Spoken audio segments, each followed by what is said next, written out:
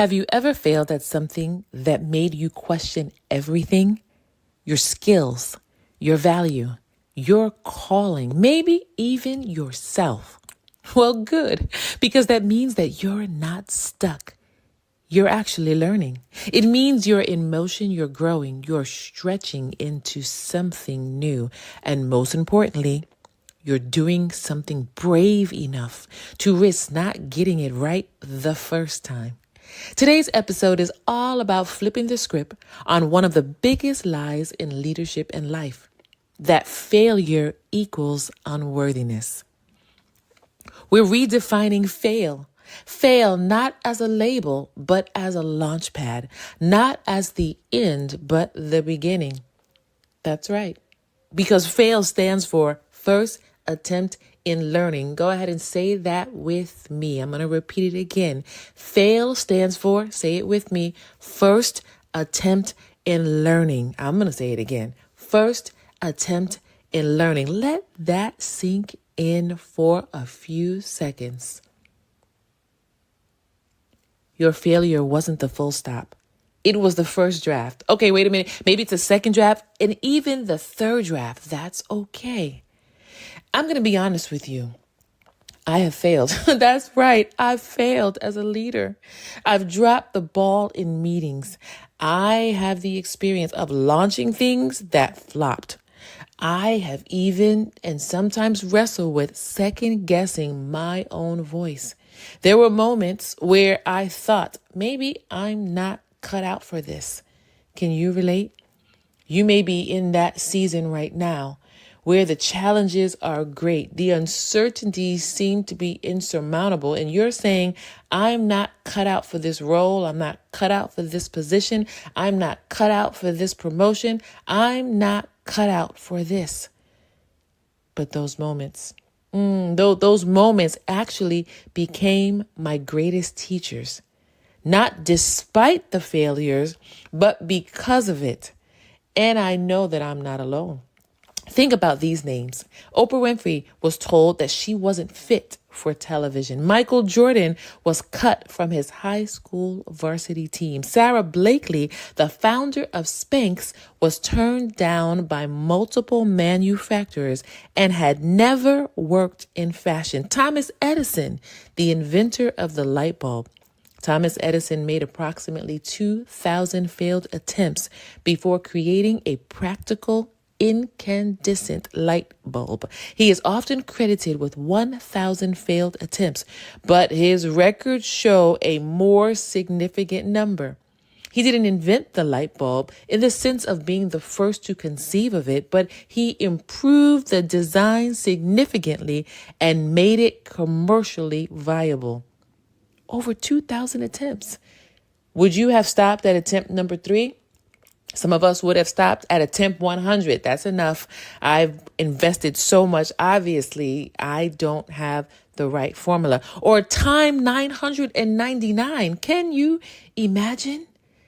What are you being called to be courageous towards even now? Because failure doesn't stop greatness. No. Failure has the ability to forge greatness. So in today's episode, we're diving deep into the deeper truth behind failure, why we fear it, how to reframe it, and how to use it as one of the most powerful growth tools you have as a leader, a creator, or a human. Let's shift the narrative. Let's normalize the misstep. And let's turn our first attempts into momentum, not shame. Let's talk about how we failed forward. All right. So the fear of failure sometimes affects us in ways that we could not have anticipated.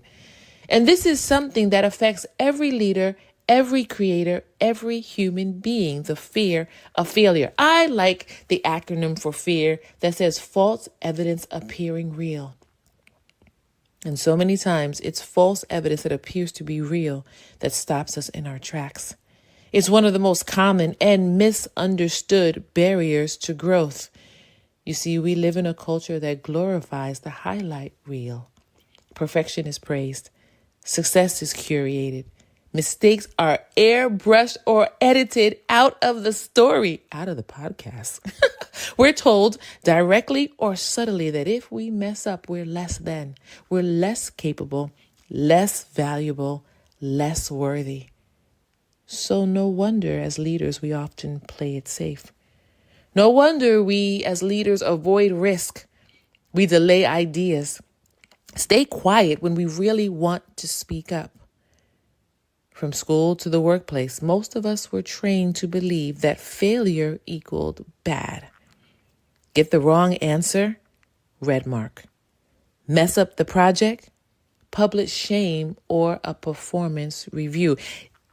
Is that what you are allowing to be known or seen or believed in your workspace? This message, often we internalize this message that says, if I fail, I'm not enough. But here's the truth. Failure is not the opposite of success. It is a part of it. And without it, there is no growth.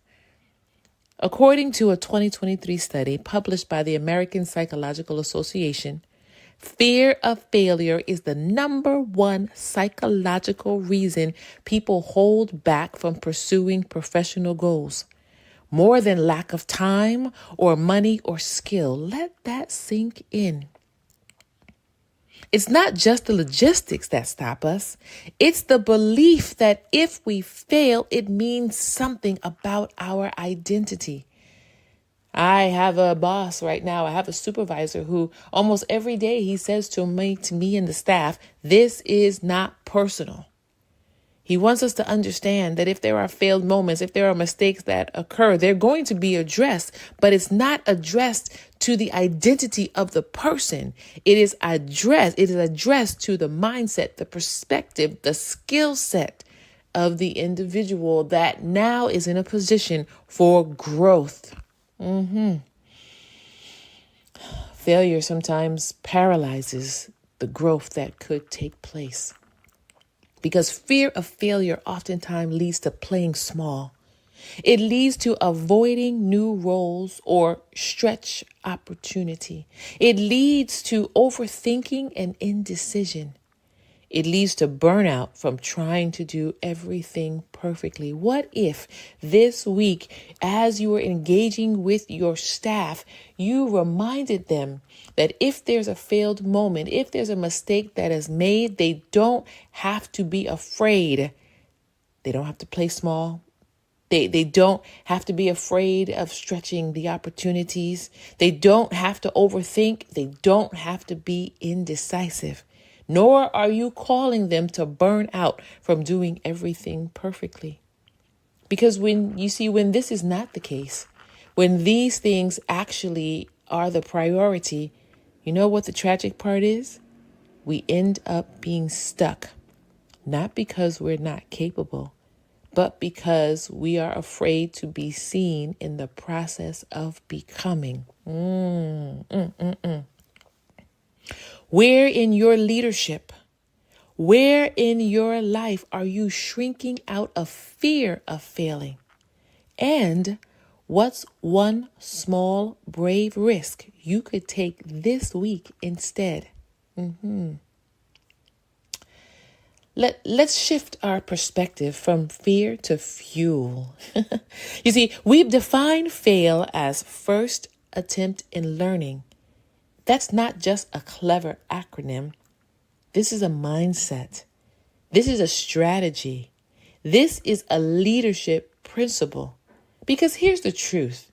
Every leader you admire has failed, not once, repeatedly. The difference? They learned how to fail forward. I love that. They learned how to fail forward. You see, when we shift failure from being a verdict to being feedback, everything changes. Failure stops being something to hide and becomes something to study. Instead of asking, why did this happen to me? We ask, what is this trying to teach me? Where can I grow through this? Reframing failure creates room for curiosity instead of shame, ownership instead of blame, momentum instead of paralysis. And this right here is where transformation actually begins. I'm going to say this section again because I want you to think about it in light of your own framework and also as a leader, reframing the culture that is in your workplace. Reframing failure creates room for curiosity instead of shame, ownership instead of blame, momentum instead of paralysis. Let me share an example. Let's call him Tim. Tim was promoted to a leadership role in a new department. Within the first 6 months, one of his key initiatives flopped, and the rollout was rushed, communication was not clear, and team morale took a serious dip. When it happened, he said, I thought they'd made a mistake promoting me. I felt like I blew it. But instead of hiding, Tim did something courageous. He paused, he reflected, and he reached out. He asked his team for honest feedback. He owned what hadn't worked. And here's the most powerful part. He used that failure as fuel. Within the next quarter, he rolled out a new version of the initiative that had 3 times the engagement because he took time to listen and to learn. What looked like failure on the surface was actually a turning point in his leadership. So let me ask you, when was the last time you learned the most, not from a win, but from a struggle? Was it a misstep in a meeting? A project that flopped? A goal you didn't hit? Don't move on. Don't move on. Don't just move on. Don't just get over it. Mine the moment. Mine, M-I-N-E. Mine like you're a mine coaler, right? You're digging for coal. Mine the moment. Because the lesson you're looking for might be inside the failure you're trying to rush forward from. Failure isn't weakness. It's wisdom in the progress. Because here's the deal. It's not enough to talk about resilience. As leaders, we have to model it. And that includes how we show up when we fall short. Your team doesn't just hear what you say, they watch what you do when things don't go as planned. I have learned that from experience. Many times my team feeds off of me. They feed off of my vibe. They feed off of my integrity. They feed off of my courage. If I get excited, they're excited. If I feel burnt out, they exhibit burnt out symptoms. If I feel enthused like we can do this against all odds, they are more prone to dig in and make it happen. If you beat yourself up, if you consistently blame others, if you shut down or overcompensate, guess what? Your team learns that failure equals danger. But if you pause, if you take ownership, if you reflect out loud, even laugh a little and move forward with intention, you give everyone around you permission to learn, permission to grow, and permission to try again. You normalize imperfection without normalizing carelessness. And here's the question that I come back to again and again as a leader. What am I advertising with my behavior? Because your reaction to failure is an unspoken message about what's allowed, what's valued, what's possible. If you panic, they panic. If you own it, they'll learn to own theirs too. If you recover with grace, they'll learn that recovery isn't weakness, it is leadership. Research shows that teams with high psychological safety, meaning they feel safe to speak up, safe to make mistakes, safe to take risks, are more innovative, more agile, and more loyal. And the single biggest influence on psychological safety, that is leadership behavior. If people don't feel safe to fail, they won't feel safe to create. No innovation, no new ideas, just silence and safe answers. I don't know about you, but I don't want a workspace like that.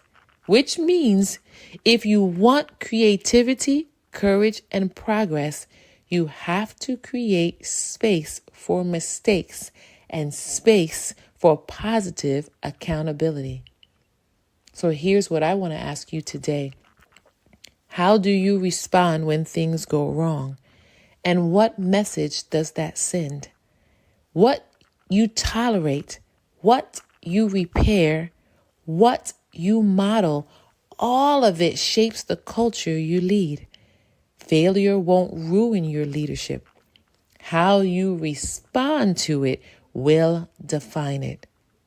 So let's land this episode with some real tools you can actually use starting today. Here are 3 simple but powerful steps you can use to redefine failure in real time. Like you can start today. I call them the 3 R's. Number 1, reflect. What happened and what can I learn? This is not about rehashing every detail to beat yourself up. It's about slowing down long enough to ask what actually happened here, what is in my control and what wasn't, what patterns are repeating. When you reflect without judgment, you create clarity instead of chaos. And sometimes what feels like failure is actually just the first layer of a much deeper insight. Number 2, reframe. What is this trying to teach me? This is where transformation starts. Instead of asking, why did I mess up? Ask, what's the message in the mess? What's the upgrade I didn't know I needed? Maybe the failed pitch was really about learning how to communicate your value. Maybe the missed deadline was a wake-up call to your boundaries. Reframing isn't about denial. It's about giving your failure a new job to teach you something. And number 3, rebuild. What's one small, brave step I can take now? Ask yourself that question. Because learning means nothing if we don't act on it. So, take that email draft out of your trash. Schedule the follow-up meeting. Write the apology.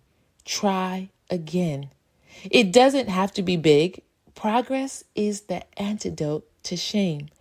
And every action tells your brain, I'm still in the game. Go ahead and say that right now. I'm still in the game. When you go to work tomorrow, remind your team, we're still in the game.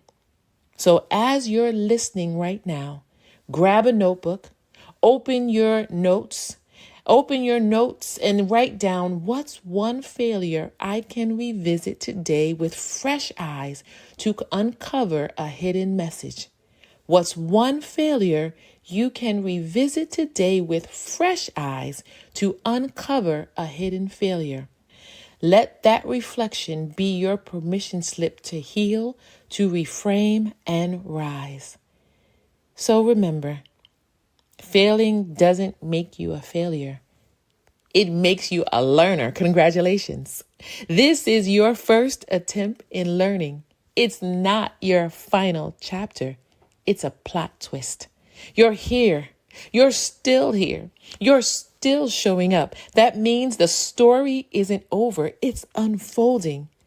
And if this episode resonated with you in any way, I'd love to hear from you. DM me, comment, or tag me with your biggest first attempt in failing moment. I really want to hear from you.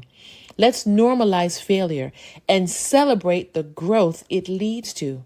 As you share, I'll share here in our next episode what you shared with us, because this is community. We're not pretending to have it all together. We're about transforming one honest moment at a time. So until next time, stay grounded, stay growing, and keep on transforming with the Transformation Station community.